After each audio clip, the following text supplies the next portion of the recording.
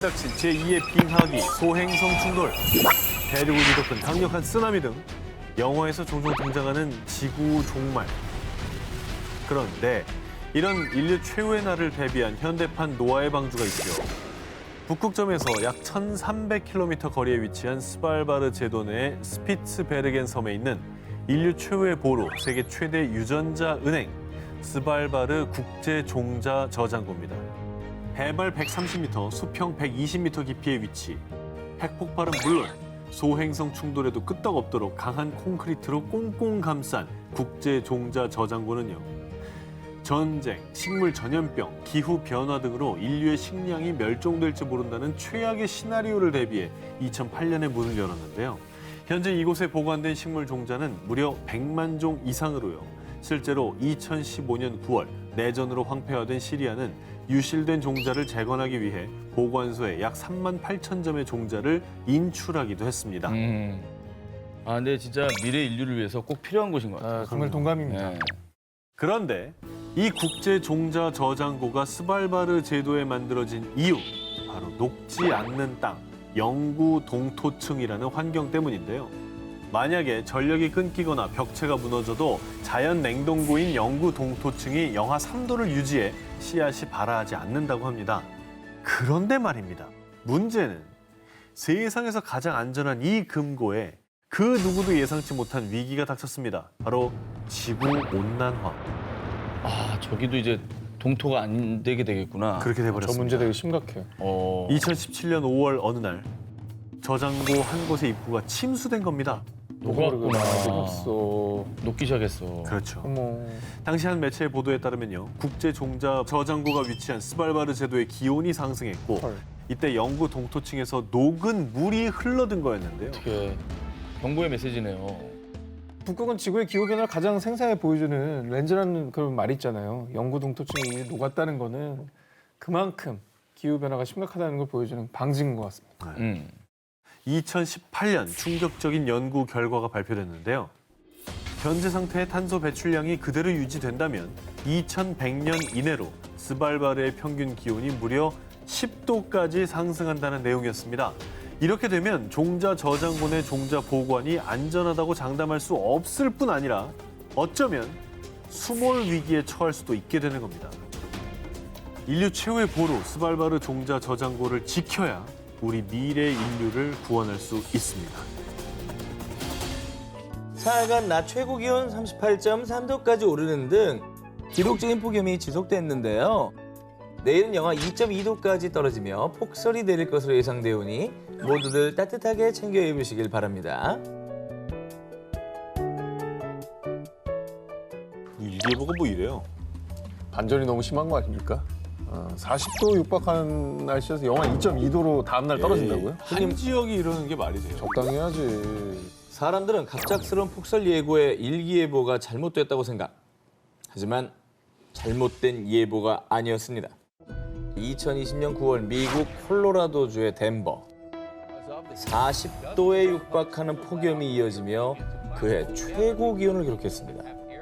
그런데 단 하루 만에 기온이 영하 2.2도까지 떨어지며 돌풍을 동반한 폭설이 내려 눈이 15cm가량 쌓였다고 합니다. 덴버 지역에서 9월에 이 정도의 눈이 내린 것도 20년 만이지만 폭염이 닥친 지 하루 만에 극단적으로 10도 이상의 기온이 떨어진 건 처음 있는 일이었습니다. 저게 하루 상간의 날씨라는 거잖아요. 반전도 저런 반전이 없네. 아니 사실 그래서 그 전날 40도였다는 것도 덴버한테는 이상 기온이었을 거예요. 그렇죠. 고산지대니까. 네. 이거지. 지금 저 앞에 식물 봐봐요. 저 왼쪽은 저 주황색 아주 그냥 쫙쫙 뻗쳐 있잖아요. 다음날 다 죽었어 지금. 이게 이런 일인가 추출해가지고. 싶었겠다, 사람들. 냉해네, 냉해. 아, 미국 국립기상청은 북쪽에서 유입된 한랭전선의 영향이라고 발표. 그러면서 파괴적인 기온 변화가 야생동물의 생존에 중대한 영향을 미칠 것을 우려했습니다. 그러니까 사람도 힘들지만 야생동물도 준비할 시간이 필요하잖아. 겨울에 저 대비 못한 그 동물들도 엄청나게 피해를 입을걸요. 지금 뭐 큰 것만 생각하시는데 일단 곤충, 벌레 종류가 싹 다 피해를 입습니다. 그러면 그걸 먹고 살아야 되는 새, 뭐 작은 동물들 피해 입는 거고. 먹이 없죠. 네. 하루아침에 일어난 극적인 기온 변화. 어쩌다 한 번 일어난 이변일까요? 아니면 지구에 일어날 가까운 미래의 예고편일까요? 자, 이번 특종은 사진으로 먼저 보여드리겠습니다. 아까는 눈밭에 모래가 내렸다면 이번엔 사막에 눈이 내린 겁니까? 사막을 넓게 뒤덮은 하얀색의 정체는 눈이 맞습니다. 아프리카 사하라 사막의 관문으로 불리는 알제리의 아인 세프라 지역의 2022년 1월 사진입니다. 올해입니다, 올해. 아프리카 제일 또 더운 사막에 저렇게 눈이 내렸다니까 놀랍네요. 눈 내린 사막의 모습, 아무래도 보기 드문 풍경이죠. 하지만 이 풍경이 즐거운 신호가 아닌 위기의 신호라면 어떨까요? 사하라 사막일 때는 지구상에서 가장 더운 지역 중 하나로 7월에는 기온이 40도 가까이 오르고 가장 추운 시기인 1월에도 평균적으로 12도를 유지하는 곳입니다. 그런데 이날 사막은요, 최고 기온 58도까지 올라갔다가 차가운 고기압이 사막을 지나면서 기온이 밤새 영하 2도까지 떨어지며 눈이 내린 겁니다. 일교차 60도. 그렇죠. 어마어마하네요, 이게. 60도. 사실 사막에 눈이 내린 게 처음 있는 일은 아니었습니다. 해당 지역 사막에 눈이 내린 사례는 약 42년 동안 5번째 있는 일인데요. 그런데 1979년 눈이 내린 이후로 약 37년간은 눈이 내리지 않다가 2016년 2번째로 눈이 내렸습니다. 그 뒤로 2018년, 2021년, 그리고 올해까지 거의 매년 알제리 사막에 눈이 내리는 데다가 해가 뜬 뒤에도 눈이 녹지 않는 모습이 목격되고 있는 것이죠. 뭐 전례가 없는 건 아닌데 그 주기가 너무 짧아졌어요. 예. 짧아지고 있다는 게 무서운 거죠. 예. 게다가 엄청난 햇볕이 내리쬐는데 왜 안 녹아? 난 그게 더 신기하네. 그러니까요. 쌓였더라도 금방 녹아야죠. 낮 기온이 40도인데. 얼어버렸다는 거잖아. 이뿐이 아닙니다. 2021년 1월 사우디아라비아 남서부 아시르 지역에서도 반세기 만에 처음으로 눈이 내리는 등 최근 몇 년 동안 여러 지역의 사막에서도 눈이 관찰됐다고 합니다. 야, 사막에까지 눈 내리네. 우리 옛날에 우스갯소리로 사우디 스키 부대 뭐 이런 얘기 했잖아. 진짜 생길 수도 있겠다. 저 정도면 계속 오는 거면. 그죠? 상식을 깨트리는 사막의 눈 소식. 우리의 터전이 더 이상 안전하지 않을 수도 있다는 이상 신호의 시작일지도 모릅니다. 여름이 되면 드넓은 바다에서 해수욕도 하고 스노클링, 서핑 등 해양 스포츠 즐기시는 분들 많은데요. 그런데 말입니다. 우리 사빈이나 셜록이가 어른이 됐을 때 바다에서 해수욕을 할 수 없게 되고 아이고. 영어 사전에서 서핑이라는 단어는 더 이상 쓰지 않는 사어가 되면 어떨 것 같으세요? 그런 날이 올까요? 지옥이지 뭐 지옥. 그건 지옥이죠. 지난 여름 한반도를 충격에 몰아넣은 소식. 해수욕장 피서객 대피소동. 자칫 쇼크사. 공포의 그놈 나타났다. 피서객들을 공포에 떨게 한 무시무시한 정체. 해파리야 이게? 왜 이렇게 시뻘게? 버린 옷까지 아니고요. 해파리입니다. 이게 뭐 죽은 거예요? 야 근데 저렇게 주의할 정도로 저 독이 심하다는 거잖아. 그러니까 해파리에 쏘인 사람들 되게 많이 나왔다는 뉴스 저도 봤거든요. 네. 제주, 부산, 강원도 등등 한반도 곳곳의 해수욕장에서 출몰한 독성 해파리. 강원도에서는 지난 여름 한 달간 해파리 쏘임 사고가 무려 98건 발생. 부산에서는 지난해 168건을 훌쩍 넘어서 올해 8월까지 총 257건의 사고가 발생했는데요. 피서객들을 위협한 주범인 노무라 입깃 해파리. 최대 지름 2m까지 성장하는 대형 해파리로요. 강한 독성을 가지고 있어 쏘이면 발진, 통증을 유발하고 심한 경우 쇼크사 위험까지 있습니다. 학계에서는 이 해파리들의 출몰 원인을 환경 오염 때문으로 추측하고 있는데요. 첫째, 바다가 오염되며 해파리의 천적인 쥐치나 바다거북 등의 개체수는 감소했지만요. 생존력이 강한 해파리는 살아남아서 해파리 개체수가 더욱 증가한 겁니다. 여기도 이제 생태의 균형이 깨져버렸네요, 진짜. 그리고 둘째, 지구온난화로 수온이 상승. 해파리 서식 해역이 강원도 동해안까지 확대된 건데요. 이로 인해 해파리가 해수욕장에까지 출몰하며 피서객들을 위협하는 건 물론이고 어부들이 바다에 쳐놓은 망에 해파리가 대거 걸려드는 바람에 국내 어업도 심각한 피해를 입고 있는 상황입니다. 직격탄이겠다. 이게 이제 지구온난화가 심각하다는 증거가 먼 미래에 오는 게 아니라 지금 우리가 느끼고 있는 건데 현재 진행형이에요. 예. 지구 패러다임도 좀 바뀌고 있는 것 같아요. 그렇죠. 한반도를 습격한 독성 해파리. 이대로 계속 지구가 변해간다면 언젠가 우리 인간이 설 자리도 없어질 수도 있습니다. 미국 캘리포니아 레이크 타호. 몇 달 사이 무려 150건 이상의 신고 전화가 접수. 지역 주민들이 불안에 떨었는데요.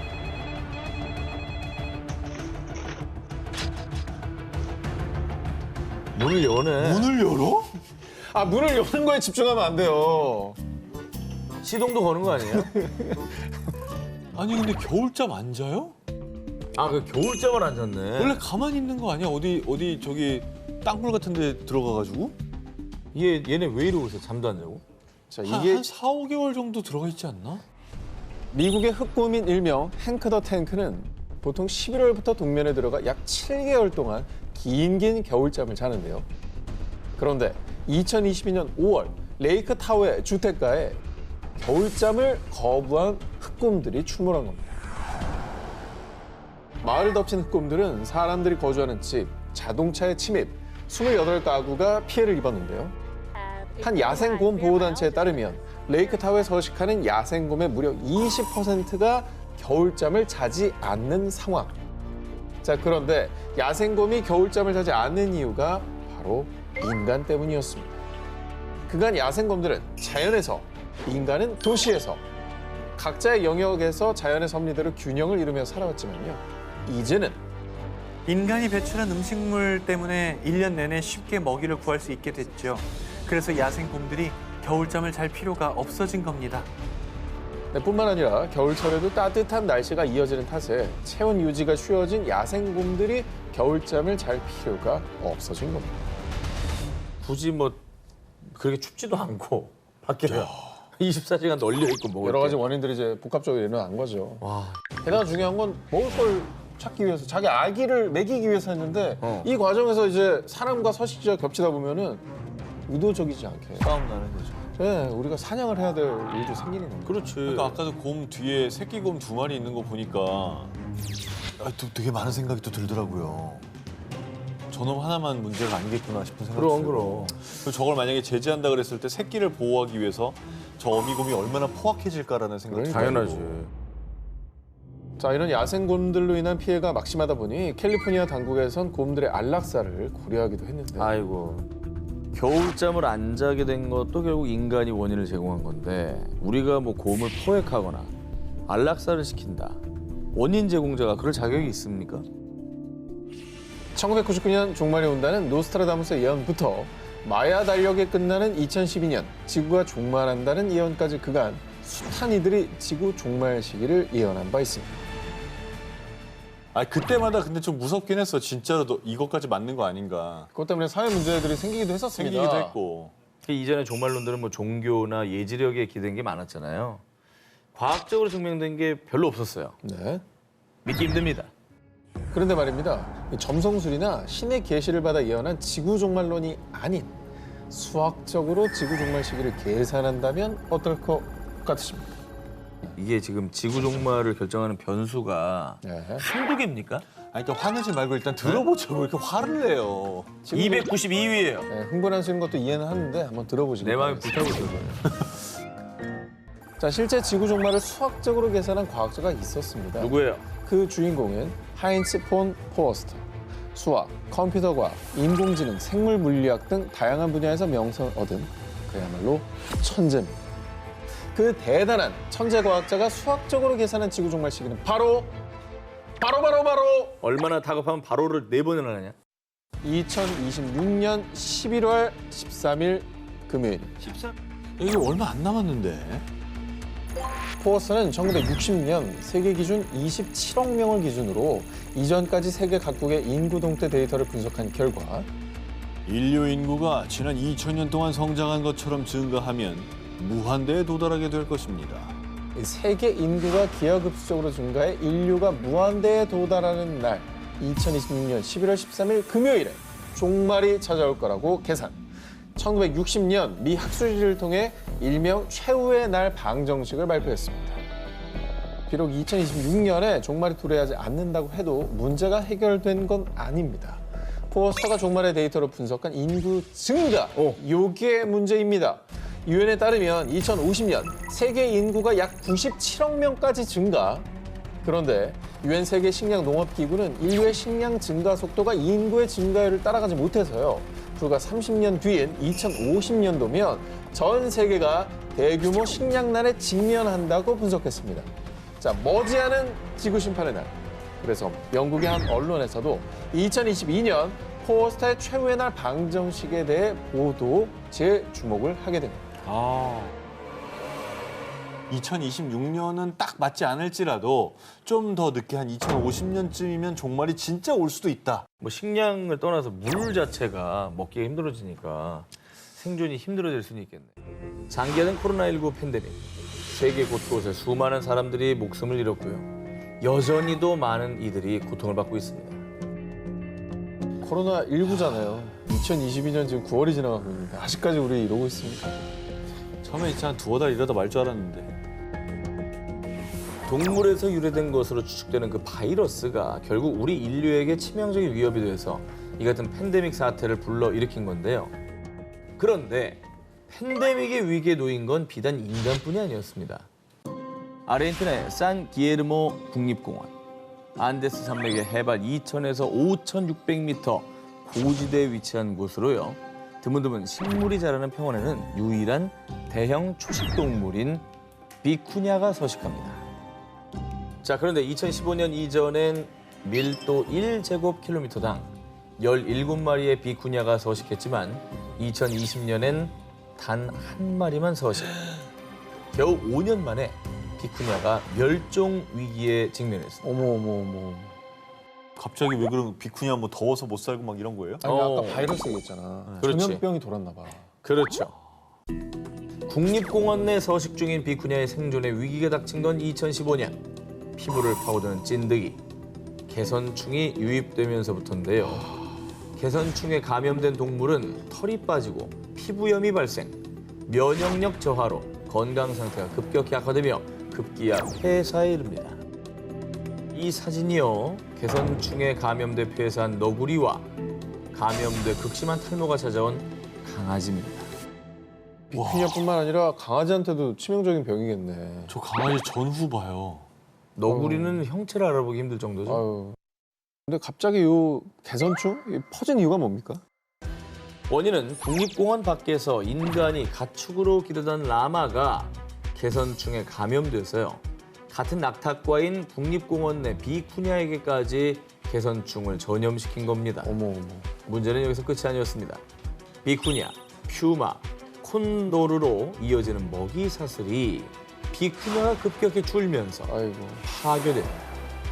뿐만 아니라 초식동물인 비쿠냐 개체수 감소로 평원의 식물이 무려 9배나 증가하면서요. 국립공원 생태계에 외래종이 침입, 번성할 것이 우려되는 상황입니다. 자, 그러니까 비단 비쿠냐뿐 아니라 이 국립공원에 서식하는 야생동물, 안데스 생태계 전반에 팬데믹이 일어난 셈이죠. 야, 큰일 났다 정말. 코로나19, 사스, 메르스 등 인류를 위협한 바이러스가 동물에게서 유래한 것으로 추측하듯이요. 인간이 불러온 야생동물들의 팬데믹이 더 이상 동물만의 문제가 아닌 우리 인간, 이 지구 전체를 위협하는 심각한 문제가 될 수 있다는 사실을 인식하고요. 이에 대한 대책 마련이 시급해 보입니다. 2007년 과테말라에서는 주택 20여 채가 무려 100m 아래 지하로 꺼지면서 순식간에 흔적도 없이 사라지는 사건이 발생했고요. 그로부터 3년 뒤 4채 건물이 깊이 60m 지하로 함몰. 이스라엘 사해 주변에서는 1980년대부터 지금까지 약 3,000번의 땅 꺼짐 현상이 발생. 현재도 기하급수적으로 늘고 있다고 합니다. 너무 이렇게 구멍 내듯이 쑥 빠졌네. 구멍이 너무 크죠. 골목 사거리 같은 데예요? 맞습니다. 지난해 중국에서는요, 버스가 순식간에 땅으로 곤두박질 치는 사고가 발생했는데요. 전 세계 곳곳에서 발생하는 끔찍한 참사의 원인, 바로 싱크홀입니다. 아, 싱크홀 진짜 무서운 것 같아. 그러니까요. 합성이 아닙니다. 근데 이게 이제 남의 나라 얘기가 아닌 게 언제부턴가 우리나라에서도 이런 뉴스 나왔잖아요. 네, 서울 석천동의 도로에서 집안이 꺼지는 이른바 싱크홀 사고가 났습니다. 석천호수 근처인데요. 최근 2달 동안 이 지역에서 비슷한 사고가 4차례나 발생해 그 원인에 관심이 모아지고 있습니다. 너무나 갑작스러운 21세기 대재앙, 싱크홀이 발생할 때면 일부 사람들 사이에서는 지구 종말이 다가온 거야 라는 유언비어가 퍼지기도 했는데요. 자연적으로 생기는 싱크홀은 물에 잘 녹는 석회암 지대에서 주로 발생. 지하수가 석회암을 녹이면서 위로 볼록하게 공간을 만들게 되고요. 이 공간이 커지면서 땅이 얇아지다가 한순간에 와르르 무너져 내리는 것이 싱크홀입니다. 하지만 최근 세계 각국에서 발생하는 싱크홀은 폭풍으로 인해 집안이 휩쓸리거나 지하수를 갑자기 너무 많이 끌어다 쓰다가 지하수의 수위가 낮아지면서 생긴 빈 공간이 압력을 이기지 못하고 꺼지면서 발생하고 있습니다. 자연현상도 있지만 사람이 잘못해서 생기는 싱크홀도 있다는 거네요. 그렇죠. 그냥 인재에 의한 게 있다면 이거는 진짜 좀 미리미리 예방을 해야 되는 거 아니에요? 2019년 기준 국내에서 총 192건의 싱크홀 사고가 발생했는데요. 오, 많이 발견됐네. 이 중에 절반인 98건이 노후된 하수관 손상이 원인이었다고 합니다. 땅을 집어삼킨 싱크홀, 지구 종말의 전조가 아닌 미리 예방해야 할 인재입니다. 2019년 2월 러시아의 북극 해상에 위치한 노바야 제물리아 섬의 평화롭던 한 마을에 어느 날 갑자기 이 무리들이 들이닥쳤습니다. 에? 북극곰이? 무려 52마리의 북극곰이 마을을 대습격한 건데요. 북극곰들은 거리에 쓰레기 더미를 뒤지는가 하면 사람이 사는 건물까지도 침입. 이에 섬 주민들은 혼비백산했습니다. 와, 진짜 무서웠을 것 같아요. 아니, 딱 문을 열었는데 북극곰이 막 날 보고 있어. 되게 무서울 것 같지 않아요? 사실 한두 뭐 마리도 아니고? TV CF 같은 곳에는 좀 친근하게 네. 캐릭터를 이제 우리가 만났지만 실제로 만나면 크기도 어마어마하고 이게 육식도 하잖아요. 그럼요. 그러니까 때로 저렇게 나타나니까 얼마나 주민들도 무서웠겠습니까. 스치면 사망이에요. 예. 자, 그런데 말입니다. 더 충격적인 건요. 북극곰이 마을에 출몰한 게 처음이 아니었다는 사실입니다. 심지어 과거에는 북극곰이 사람을 공격하는 사건까지 발생했습니다. 오 뒤에 일촉즉발이네. 저. 오.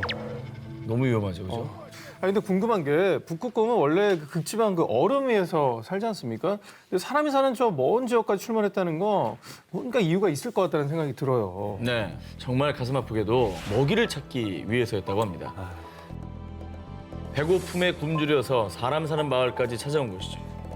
북극곰들은 원래 해빙 위에서 먹이를 사냥하는데요. 그런데 지구온난화 때문에 북극 해빙이 녹아내리고 또 한겨울이 돼도 북극해가 얼지 않아서 사냥하기가 어려워진 겁니다.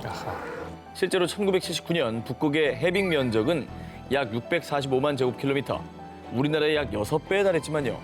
2015년에는 388만 제곱킬로미터로 36년 만에 절반 가까이 줄었다고 합니다. 그리고 북극곰의 서식지 파괴 이후로는 또 다른 문제도 거론되고 있는데요. 바로 무분별한 석유 및 가스 개발 산업. 이게 또 북극곰의 서식지를 파괴하고 있다고 합니다. 러시아는 이미 2014년 북극에서 석유 채굴을 시작했고요. 2017년 미국은 알래스카의 야생동물 서식지인 북극 국립야생보호구역에서 석유 개발 허가를 발표했다고 합니다. 때문에 이제 북극곰에게 북극은 더 이상 안전한 집이 아니었던 것이죠. 그래서 삶의 터전을 잃은 북극곰이 사람들이 사는 먼 마을까지 내려와 먹이를 찾아 헤매고 있는 것입니다. 북극곰 입장에서는 오히려 사람이 어느 날 와갖고 땅 파고 집 부수고 뭐 개발한다고 그러고 있는 거죠. 그러니까 서로 똑같은 일을 한 것 같아요. 그냥 어떻게 보면 우리가 먼저 침입을 한 거죠. 네. 그죠? 자, 현재 전 세계에 남아있는 북극곰은 약 2만 6천 마리로 추정이 되는데요. 캐나다의 한 대학교 생물과학 교수인 앤드류 디로처 박사는요. 100년 이내에 북극곰이 완전히 사라질 수 있다라고 전하게 됐다고 합니다. 해빙 면적이 줄면 먹이 사냥이 어려워진 북극곰이 결국은 굶어 죽을 가능성을 제기한 것이죠. 인터넷 기사에서 봤는데 북극곰이 이제 사람 영역도 침범하지만 더 비극적인 건 서로를 잡아먹기 시작했다는 기사가 있더라고요. 그러니까 이제는 정말 생존의 위기에 내몰린 게 된 거죠. 삶의 터전을 잃어가는 북극곰이 보내는 경고. 북극곰들이 흘린 눈물은 언젠가 우리의 눈물이 될 수도 있습니다. 2018년 4월 1일 우주에서 지구를 향해 떨어지는 이것 때문에 전 세계가 긴장 상태에 돌입했습니다. 우주 위험 위기 경보를 주위에서 경계 단계로 높이고 추락 상황을 24시간 감시하고 있습니다. 뭐 해성, 해성. 충돌, 운석 뭐 이런 건가요? 바로 지구에 추락한 폐인공위성 중국의 텐궁 1호 때문이었습니다. 그런데 텐궁 1호가 다행히 남태평양 칠레 앞바다에 떨어졌습니다. 정말 다행이죠. 생각해보세요. 도심 한복판에 저게 떨어졌다고 하면 거의 뭐 미사일이죠. 어떻게 보면. 생각만 해도 정말 아찔하네요. 네. 진짜. 네. 실제로 1997년 미국의 델타 로켓에서 떨어진 약 15cm 길이의 우주 쓰레기가 미국 오클라호마주에 추락. 길을 걷던 한 여성의 어깨를 강타하는 정말 아찔한 일이 발생하기도 했습니다. 자, 그런데 진짜 우리가 염려해야 할 건 앞으로입니다. 현재까지 세계 각국에서 우주로 발사한 인공위성은 무려 5,500여 개입니다. 그중에 텐궁 1호처럼 앞으로도 수명을 다한 인공위성들이 이제는 우주 쓰레기가 돼서 인류를 위협할 수가 있는 것이죠. 그래서 제가 그 유럽 우주국의 예. 그 조사를 좀 봤는데요. 네네. 우주에 만약에 로켓 잔해, 저 우주에서 쓰던 부품 등이 넘쳐나는데 지름 1mm에서 1cm 크기는 약 1억 2,800만 개. 진짜 많다. 야, 엄청나게 떠다니 돌고 있을 거 아니에요, 지금도. 그리고 지름 10cm 이상의 우주 쓰레기는요. 34,000개가 넘는다고 합니다. 이게 무게로는 무려 8,800톤이 넘는다고 하는군요. 야, 진짜 많다. 우주 쓰레기가 그렇게 인간들이 많이 쏘아 올렸는지 몰랐어요. 그러니까요. 예. 그럼 이 우주 쓰레기 문제는 뭐 해결할 대책이 없는 거예요? 자, 다행히도 유럽 우주국에서 2025년에 우주에 수거 로봇을 보내 쓰레기를 수거하겠다는 계획을 발표했다고 합니다. 야, 저게 내가 생각한 건데 저게 현실화가 되는구나. 그럼 입 밖으로 꺼냈어야죠. 뻔뻔한 것만 들어가지고 뭐 하는 거예요, 지금. 이거는 수거 로봇. 근본적인 대책이 안 돼요. 왜냐면 1억 개를 저 수거 로봇 하나가 할 수 있다고? 수거를 해도 그 수거한 애가 다시 돌아올 수가 없잖아요. 뭔 소리예요?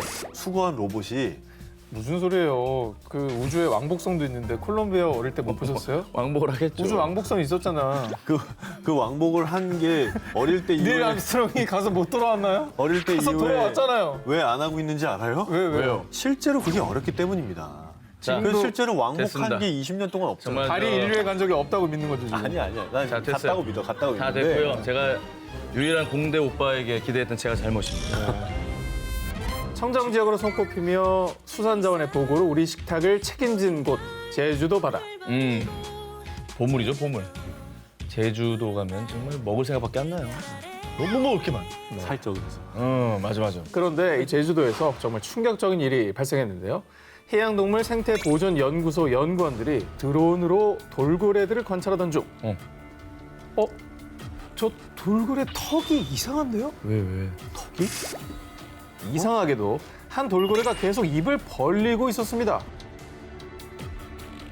턱뼈가 부러진 것처럼 돼 있는데? 뭔가 턱이 이상하죠? 어머머. 지금 턱 모양이 완전히 바뀌었는데 악성 종양일 가능성이 좀 높아 보이지 않나 생각합니다. 흔히 말하는 암입니다. 왜 암에 걸렸지? 그것도 턱에? 돌고래가 왜 암에 걸려요? 네. 암으로 턱이 기형적으로 변한 돌고래. 그런데 이 일이 정말 충격적인 이유가 있습니다. 국내의 남방 큰 돌고래는 먼 바다를 떠도는 것이 아니라 제주 연안에서만 서식을 해서요. 제주 바다의 환경 상태를 잘 나타내주는 지표종으로 알려져 있기 때문입니다. 그러니까 그만큼 제주도 해양 상태가 좋지 않다. 요 이제 증거겠네요. 그렇습니다. 그래서 국내의 한 해양 환경 단체에서도 제주도 바다가 독성 화학 물질과 발암 물질로 오염된 문제를 지적했는데요. 바다가 왜 오염됐겠어요? 바다가 인간들이 뭐 거기다 뭐 버리고 쓰레기? 등 공장 폐수 뭐 이런 것들 때문에 다 오염된 거죠. 그렇습니다. 실제로 2019년에만 약 1,500만 명의 관광객들이 제주도를 방문했고요. 제주도에 거주하는 인구 역시 계속 증가하는 추세인데요. 그러다 보니 문제가 발생, 하수 시설들이 감당하지 못한 오염된 생활용수와 공업용수가 그대로 바다에 흘러들어 바다를 오염시키고 있는 겁니다. 2018년 해양 오염 사고 통계에 따르면요. 제주 바다에 약 3만 리터의 오염 물질이 흘러들었는데 이 중에 87%가 하수 유출이었다고 합니다. 아이고. 와, 제주도가 인구가 60만 정도일 텐데 방문한 관광객이 1,500만이에요? 뭐 그 정도로 뭐 국제적인 명성을 떨치고 있지만은 네. 그 이제 그림자네요, 어떻게 보면. 그죠? 네, 어두운 면이 있는 거죠. 그리고 2017년 한국환경정책평가연구원 발표에 따르면 제주도 전역에 있는 해상 풍력 발전 단지도 해양 오염의 원인 중 하나로 지목되고 있다고 합니다. 발전기에 도료 등에서 화학물질이 흘러들어가 이게 또 오염을 발생시킨다고 하네요. 도료가 또 문제구나. 돌고래는 진짜 너무 미안하다. 살면서 자기가 암에 걸릴 줄 알았겠어요? 암에 걸린 돌고래는 모르고. 오늘 처음 본 것 같아요. 그러니까 바다가 우리한테 좋은 것만 주는데 우리는 뭐 해만 끼치고 있네요.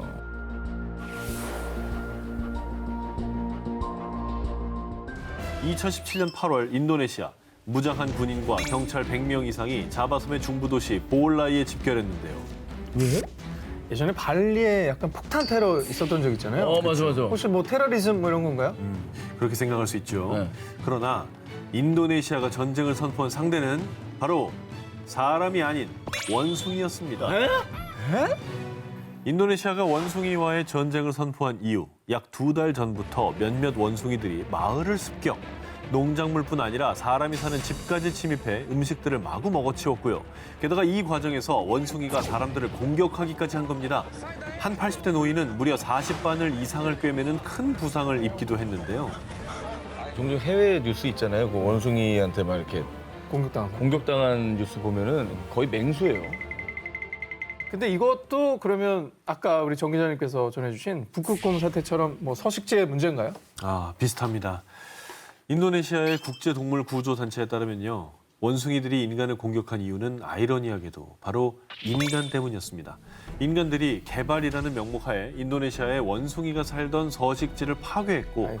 그로 인해서 터전을 잃고 먹이가 부족해지자 인간이 사는 마을까지 내려왔고 그 과정에서 분풀이를 하듯 인간들을 공격한 겁니다. 야, 알고 공격하는 것처럼 느껴지네요. 그죠? 결국 부메랑처럼 우리가 파괴한 자연 때문에 우리가 다시 공격을 받은 거네요. 살던 데가 없어지니까 쟤네들도 어디 가겠어요. 절박한 거죠. 그런데 이게 그냥 해프닝으로 끝날 일이 아니라 정말 끔찍한 일이 많았습니다. 2014년 우간다 산림지대에 위치한 카마자카 마을에서는요. 인간들에 의해 서식지를 잃은 침팬치가 마을에 내려와서 2살짜리 아이를 납치, 또 침팬치가 아이를 살해한 뒤 도망치는 충격적인 사건까지 있었다고 하고요. 그러니까 머리가 좋으니까 힘없는 아이부터 공격을 한 거예요. 그렇죠? 대화도 안 통하고. 네, 무기력한 상대부터 공격을 당한 거죠. 인간과 원숭이와의 전쟁으로까지 문제화되는 게 한 마리의 원숭이가 공격을 받으면 그 원숭이가 여러 원숭이를 데리고 보복을 하러 온답니다. 즉 날이 갈수록 생존을 위협받은 원숭이들의 분노는 커지고 인간과의 갈등이 계속 더 진화하고 있는 것이죠. 무섭네요. 비록 늦었지만 뭐 동물과 인간이 함께 공존하는 방법을 찾아야 되지 않을까요? 이렇게 계속 아이들이 다치고 사람이 죽어나가니까요. 먼저 어떤 방법들을 좀 생각해 볼 수 있을까요? 비슷한 서식지를 찾아서 그쪽에 이제 좀 이렇게 방사하는 방법? 그렇죠. 그런 것들이 좀 좋지 않을까. 근데 너무나 많이 방사하면 기존에 거기 살던 생태계가 또 위협받을 수 있으니까 좀 철저하게 연구한 어떤 전문가들의 조언을 받아서 그들의 서식 환경을 좀 보호해줘야 되는 운동을 꼭 해야 될 것 같아요. 다음 특종입니다. 2002년 인도 서벵골의 한 평화롭던 마을에 갑자기 출몰한 코끼리 한 마리가 논밭을 망치고 난동을 부렸습니다. 그래서 결국 주민이 쏜 총에 맞아 사살되는 사건이 발생했는데요. 아이고. 그런데 코끼리를 부검하는 과정에서 드러난 더 충격적인 사실. 왜? 코끼리의 위장 속에서 무려 17명의 인간 DNA가 검출된 겁니다. 잡아본 거예요? 17명을? 그런 거죠. 아니 제가 근데 알기로는 코끼리는 풀을 먹는 동물이거든요. 그렇죠. 네. 어? 인도에서만 매년 400여 명 이상이 코끼리에게 공격당해 사망. 코끼리의 끔찍한 광기가 계속되고 있는데요. 지난 2019년 11월에는 인도 동부 아삼주에 출몰한 코끼리가 사람을 공격해 마을 주민 5명이 사망. 이처럼 무자비하고 광폭한 코끼리의 모습에 테러리스트 오사마 빈 라덴이라는 이름까지 붙여졌는데요. 그래서 당시에 이 광기 어린 코끼리 포획을 위해 드론까지 띄워 추격, 11일 만에 가까스로 포획에 성공했다고 합니다. 너무 충격적이네요. 그런데 대체 왜 순하기로 소문난 초식동물 코끼리가 사람을 공격하고 잡아먹기까지 하는 이런 광기 어린 식인 코끼리가 된 걸까요? 서식지를 잃은 뒤 먹을 것을 찾기 어려워진 코끼리가 인간을 공격하는 것으로 보입니다. 캐나다의 유명 동물학자 데이브 살모니는 이렇게 추측하고 있는데요. 도로 개설 등의 이유로 산을 깎고 부수고 무분별하게 개발한 인간들. 실제로 코끼리가 인간을 공격하는 일은 대부분 코끼리 복도라 불리는 코끼리의 이동 경로 내에서 빈번히 발생하고 있다고 합니다. 결국 식인 코끼리라는 오명을 씌운 건 바로 우리 인간. 코끼리의 광기는 자신들의 생존을 위협하자 살아남기 위한 마지막 처절한 몸부림이었던 거죠. 2019년 6월 영국의 한 식물원과 스웨덴의 한 대학교가 내놓은 충격적인 연구 결과. 식물 10종 중 6종은 이미 멸종, 위협받는 인류의 식탁. 야, 10종 중에 6종이면 정말 무서운 연구 결과인데요. 그렇습니다. 최근까지 250년간 무려 571종의 야생식물이 멸종됐다는 연구 결과입니다. 식물이 자연적으로 도태되는 속도에 비해서 현재 식물의 멸종 속도가 최대 500배나 빠르다는 것입니다. 아니, 식물은 왜 멸종되는 거죠? 자, 식물 멸종이 가속화되는 이유, 과도한 농작물 경작 때문인 걸로 밝혀졌습니다. 인간들이 제초제, 살충제 등 농약을 남용하면서 토지를 오염시키고 급기야 식물들의 멸종을 앞당겼다는 얘기죠. 실제로 최근 약 20년간 식물을 생산해내던 토양 생산성이 20%나 감소했다고 합니다. 현재 인류가 생산하는 주요 농작물은 사탕수수, 옥수수, 쌀, 밀, 감자, 콩, 기름야자 열매, 사탕무, 카사바 등 총 9종인데요. 현재 나머지 다른 재배 식물 상당수가 감소하고 있는 추세이고요. 이렇게 될 경우 주요 농작물마저 생산성이 보장될 수 없다고 합니다. 자, 그 이유 한 예를 들어 설명해 드리겠습니다. 1800년대 초 아일랜드인들은 주로 감자 경작을 했는데요. 1840년대 갑자기 아일랜드 전역에서 감자 역병이 돌기 시작했고요. 이후에 약 10년간 대기근을 겪어야만 했습니다. 그런데 단일 재배 품종이었던 감자가 사라지니 800여만 명의 아일랜드 인구 중 약 100만 명이 아사하는 참극이 벌어졌다고 합니다. 그러니까 한정된 농작물에 너무 의존한 나머지 그 농작물이 갑자기 병이 들어서 없어진 거라면은 인류에게 급작스러운 식량난이 찾아올 수 있다. 뭐 이런 얘기인 거잖아요. 100만 명의 아사 믿기십니까? 굶어 죽은 겁니다. 한정된 농작물에만 의존하다가 농작물이 자연재해로 흉년이 지거나 자칫 전염병이 덮치기라도 한다면 전 세계가 심각한 식량난에 부딪힐 수 있는 것이죠. 아, 공포스럽네요. 진짜 무섭다. 이거. 갑자기 쌀이 사라진다고 생각해보세요. 그러면 진짜 어우. 그러니까 오늘 순위가 전체적으로 보면 다 연결고리가 있어요. 그러니까 이런 일에 대비해서 종자 저장고도 우리가 안전한 곳에 잘 마련해야 되는 거고 이거 우리가 지키고 다 대비를 해야 되는 데는 이유가 있는 겁니다. 네. 자, 그렇습니다. 우리가 소중히 생각하고 지켜야 우리가 살 수가 있습니다. 1998년 미국 웨스트버지니아주를 뒤덮은 검은 그림자. 한 농장에서 소 190마리가 떼죽음을 당하는 사건이 발생했습니다. 당시 농장주는 떼죽음의 원인으로 농장 인근에 위치한 세계 최대 화학기업 D사의 공장을 의심. 그 뒤 한 로펌을 찾아가 D사를 상대로 소송을 의뢰한 그리고 밝혀진 이 사건의 검은 실체. 인류 최악의 환경 스캔들이 세상에 밝혀졌습니다. 뭐죠? 당시 D사 공장에서는 프라이팬이나 오븐에 음식이 눌러붙지 않도록 코팅하는 물질인 테플론을 만들고 있었는데요. 여기에 과불화 옥탄산이 사용된 겁니다. 뭐야? 이게 뭐냐? PFOA라고도 하는데 이게 발암 물질입니다.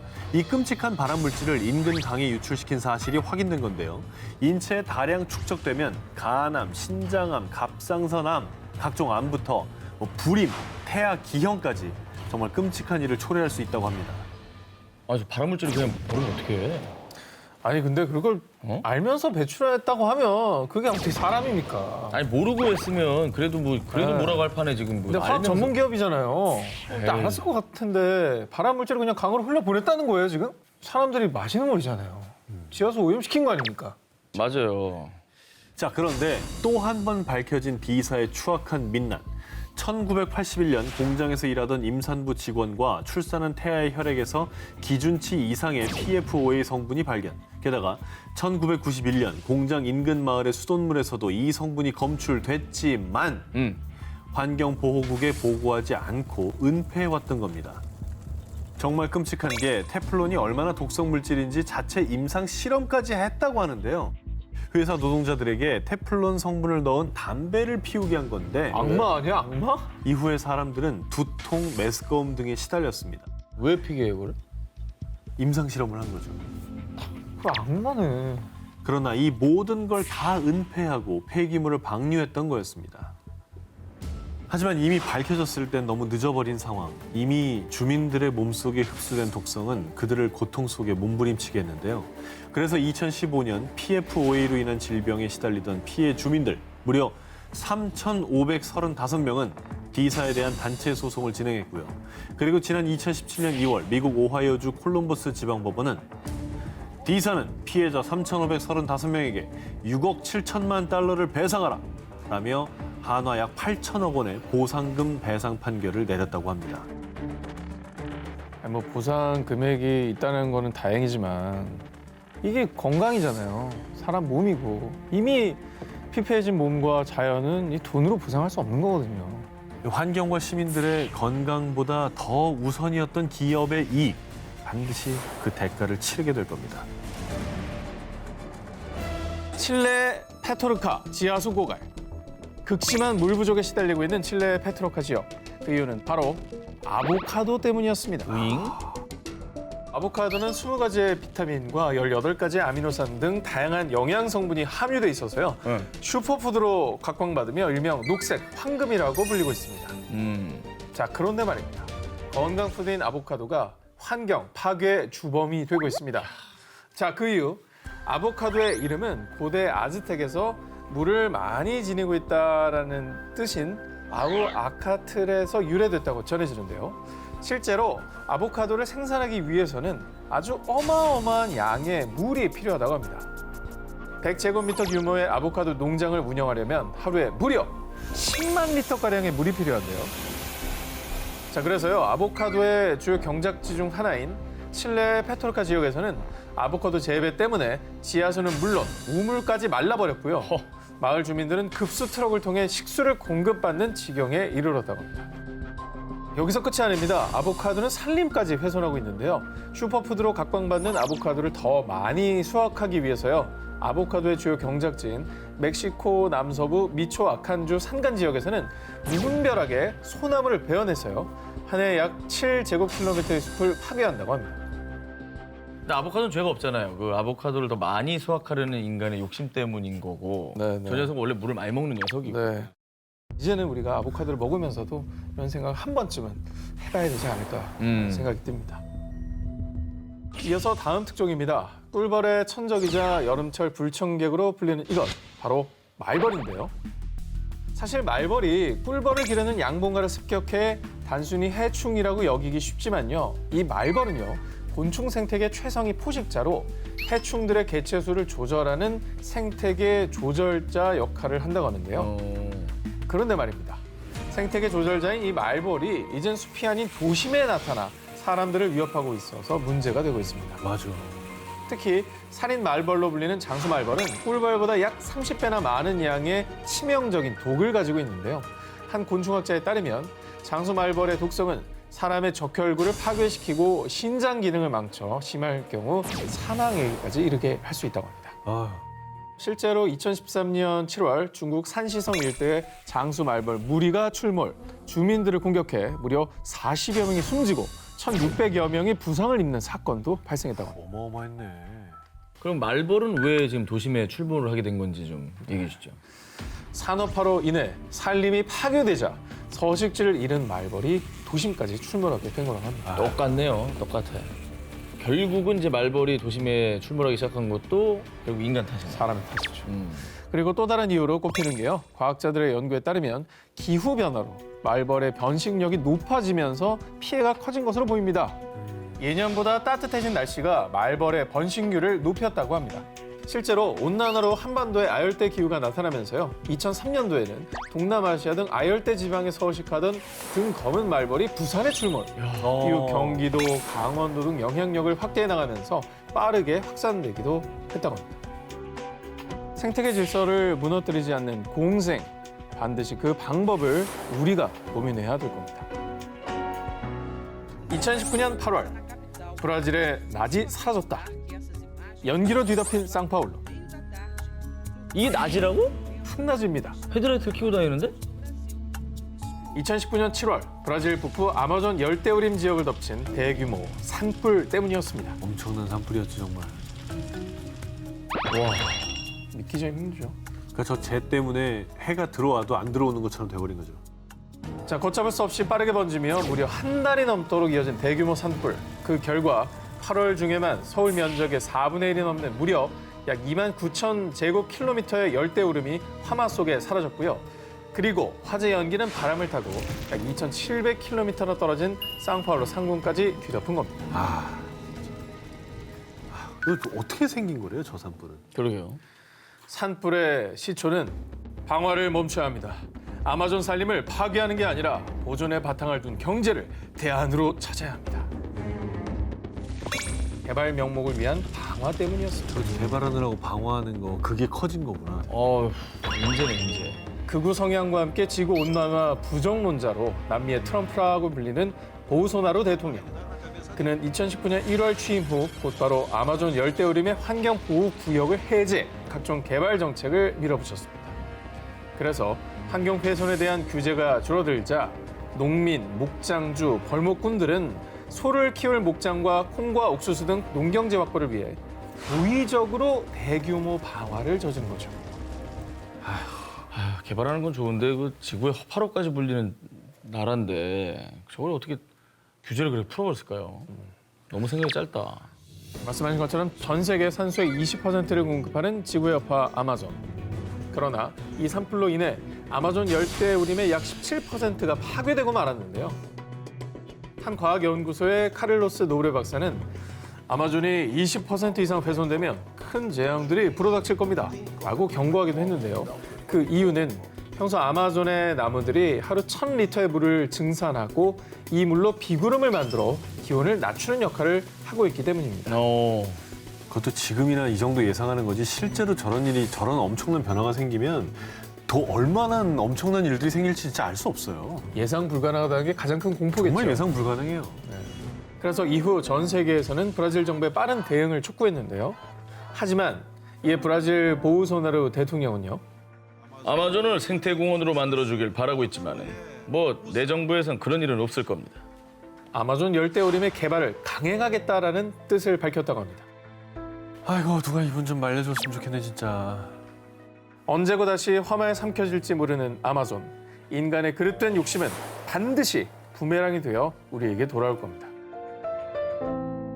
이번 특종은 사진으로 먼저 함께 보시죠. 에? 이 뭐야? 저 거품이 뭐예요? 뭐야 저기 크림이에요? 솜인가? 자, 신기하시죠? 지난해 11월 세계에서 두 번째로 긴 해변 인도의 마리나 해변에서 발생한 이 거품들. 보기 드문 진 풍경에 주민들은 기념사진도 찍고 저렇게 거품 속에서 펄짝펄짝 뛰어놀기도 했는데요. 자, 그런데 말이에요. 이게 결코 이색 포토스팟이 아니었습니다. 무서워. 바다 거품에는 공장 폐수와 생활 하수가 뒤섞여 있습니다. 저게 저렇게 많다고? 인도의 오염관리국에서는요, 이 거품 안에 인체에 유해한 오염물질이 가득하다라고 밝혔는데요. 아 그것도 모르고 저기서 사진을 찍고 있는 거예요? 신기하니까. 저분들 저 나중에 다리에 뭐 나는 거 아니야? 나겠죠. 사실 이 바다 거품이 발생하기 며칠 전 이 지역에 큰 폭우가 내렸는데요. 이때 폭우로 인해 생활하수, 공장 폐수 등 정화되지 않은 오수가 바다에 흘러들어가 거품을 만든 겁니다. 조사 결과 무기물인 인산염이 고농도 함유돼 있었다고 합니다. 저 거품이 다 똥물이었던 거네, 진짜로. 똥거품이네. 이 거품이 피부에 닿으면 습진, 가려움증 등을 유발할 뿐 아니라 이게 만약 마을 식수원으로 흘러들어가 체내에 쌓이면 골다공증과 골절 등 고울질환도 유발할 수 있다고 합니다. 그런데 이 공포의 바다 거품이 처음 발생한 건 아니었는데요. 2016년 호주 동부의 뉴 사우스 웨일즈주와 퀸즐랜드주에도 거센 폭풍이 발생한 뒤 거품으로 뒤덮인 바닷물이 범람했다고 합니다. 이게 정말 이런 바다 거품은 왜 생기는 거예요? 자, 여기서 잠깐 구분을 하셔야 될 게 있는데요. 바다 거품은 사실 희귀한 자연 현상 중 하나인데요. 그런데 문제는 인위적인 바다 거품. 실제로 한 수질 문제 전문가에 따르면요. 폐수 속에 사상세균이 거품을 만들어낼 수 있습니다. 라고 전했는데요. 폐수를 이제 제대로 정화시키지 않은 게 바다에 치명적인 영향을 끼쳤다 이런 얘기네요, 그죠? 이제 이 바다가 또 우리에게 악영향을 끼칠 거고 주겠죠. 계속 악순환이 반복되겠죠. 세계 곳곳에서 일어나는 자연 재난들이 만약 지구가 보내는 경고라면 믿으시겠습니까? 자, 2019년에는 브라질 각지에서요. 무려 8만 건 이상의 화재가 발생. 우리나라 면적의 3배 수준인 약 31만 8천 제곱킬로미터의 땅이 훼손. 자, 그리고 지난해 인도네시아에서는요. 산불로 인해 한화 약 6조 원에 이르는 경제적 손실을 입었다고 합니다. 타는 건 순식간인데 그 산림을 키우고 그 안에 생태계를 만드는 데는 수십 년, 수백 년이 걸리는 수백 거예요. 년이죠. 자, 그런데 그게 끝이 아니었습니다. 또 지구 한쪽에서는요. 기록적인 폭우가 전 세계를 곤경에 빠뜨렸습니다. 2019년 3월 이란에서는 전국적으로 4,400여 개 마을이 침수, 1,000만여 명의 수재민이 발생했고요. 또 올해 1월에는 사막 기후인 아랍에미리트에서도요. 이례적인 폭우가 쏟아지면서 도로가 침수, 두바이 공항까지 마비되는 사건이 발생했습니다. 정말 한쪽에서는 불, 한쪽에서는 물, 뭐 극과 극의 재난이 모든 사람들에게 피해를 끼친 건데 대체 왜 이런 일이 이렇게 많이 발생하게 된 걸까요? 자, 전 세계에서 벌어진 극단적인 재난 상황을 두고 여러 전문가들이 내놓은 견해입니다. 연구 결과 지난 50년간 인도양 쌍극자 현상이 더 일상화된 것으로 보입니다라는 의견을 내놨습니다. 자, 인도양 쌍극자란 인도양의 동쪽과 서쪽 부분에 해수면 온도 격차가 극심해지는 현상인데요. 인도양의 서부, 동아프리카는 수온 상승으로 강수량이 급증. 또 반대로 수온이 내려간 인도양 동부는 강수량이 감소, 가뭄 현상이 극심해지는 것이죠. 아, 이쪽은 완전히 건조해지고 이쪽은 완전히 습해지는 거구나. 그렇습니다. 자, 그럼 그 인도양 동쪽 일대 중에 가장 큰 영향을 미친 곳이 어디냐? 바로 호주입니다. 잘 아시겠지만 호주 산불을 악화시킨 큰 원인으로 폭염과 가뭄이 꼽히기도 하죠. 균형이라는 게 이렇게 중요한 거예요. 그렇습니다. 정말 안타깝네요. 근데 인도양 쌍극자가 이게 뭔지는 설명해 주니까 알겠는데 이게 네네. 원인은 뭐 밝혀졌습니까? 잘 모르죠. 실제로 모르죠. 잘 모르겠어요. 모르죠. 자, 이렇게 인도양 쌍극자 현상이 일어나는 원인을 두고요. 연구한 전문가들은요. 지구가 뜨거워진 지난 50년간 인도양 쌍극자가 더 일상화됐습니다라며 지구온난화로 인한 재난에 무게를 두고 연구가 활발히 진행 중이라고 합니다. 지구가 뜨거워져서 빚어진 재난이 너무 많은 것 같아요. 우리나라에서도 어떤 재난을 번질지 자연재해가 일어날지 남의 얘기가 아니거든요. 지구가 보내는 경고를 우리가 이 사인들을 무시해서는 안 될 것 같습니다. 이게 마지막 경고일 수 있습니다.